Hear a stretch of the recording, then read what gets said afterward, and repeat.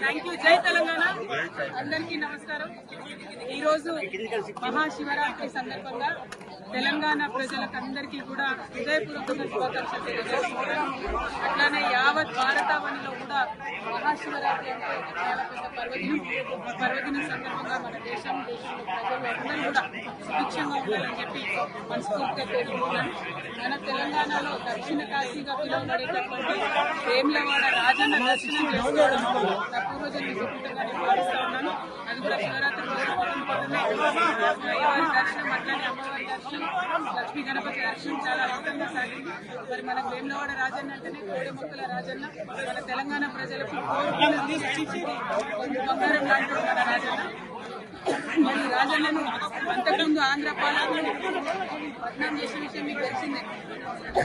వేములవాడకు వస్తే వాళ్ళు ఎలక్షన్ గెలవరని చెప్పి అపవాదు పెట్టి వేములవాడ క్షేత్రాన్ని దేవుళ్ళని కూడా పట్నం చేసిన పరిస్థితి. కానీ గత 10 సంవత్సరాలుగా కేసీఆర్ గారి పరిపాలనలో సిరిసిల్ల జిల్లాను ప్రత్యేకంగా క్రియేట్ చేసి మరి ఏర్పాటు చేసినటువంటి సిరిసిల్ల జిల్లాలో గర్వంగా సగర్వంగా మన రాజన్న పేరు పెట్టుకొని రాజన్న సిరిసిల్ల జిల్లా అని చెప్పి మనం ఏర్పాటు చేసుకోవడం జరిగింది.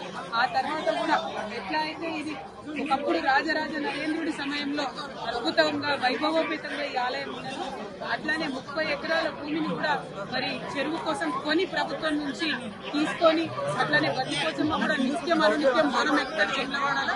అటువంటి బతికోసమ్మ డెవలప్మెంట్ కోసం కూడా 10 ఎకరాలు సపరేట్ గా కొని, ఎందుకంటే వేములవాడ దక్షిణ కాశీ అంటే ఎట్లుంటారో అట్లనే ఉంటది. చిన్న చిన్న గల్లీలు ఉంటాయి, ఎవరు అమ్మేటటువంటి పరిస్థితి ఉండదు. అయినా ప్రభుత్వం చొరవ తీసుకొని దాదాపు 250 కోట్ల పైచిలకు కేవలం ఆలయం అభివృద్ధి కోసమే ఖర్చు చేసినటువంటి ఘనత కేసీఆర్ గారి ప్రభుత్వానికి దక్కిందనేది నేను సందర్భంగా తెలియజేస్తున్నాను. మరి ఆ డెవలప్మెంట్ కొనసాగాలి. ప్రభుత్వాలు మారినంత మాత్రాన డెవలప్మెంట్ ఆగదు.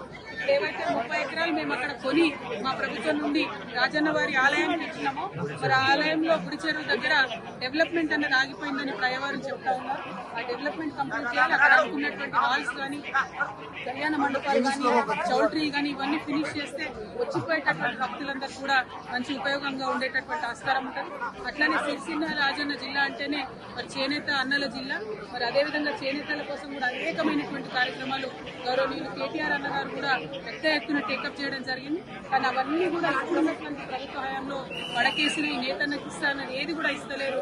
మళ్ళీ సిరిసిల్లగా మార్చేటటువంటి ప్రయత్నం జరుగుతూ ఉంది.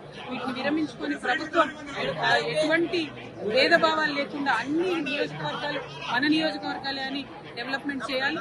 మా కార్యకర్తలు కూడా సిరిసిల్ల రాజన్న జిల్లాలో బాగా హెరాస్మెంట్ చేయడం, కేసులు పెట్టడం, చిన్న చిన్న వాళ్ళు టీ కొట్టు పెట్టుకున్నటువంటి వాళ్ళని కూడా రామన్న ఫోటో ఉంటే తీసి పక్కనేయడం జరుగుతుంది.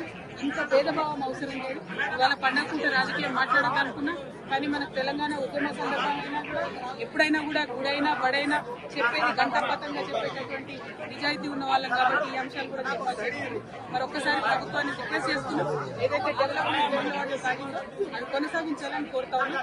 స్థానికంగా లక్ష్మీ నరసింహారావు గారు, కులవమ్మ గారు, జిల్లా అధ్యక్షుడు నాగన్న గారు, అట్లానే నాయకులందరూ కూడా ఉన్నారు.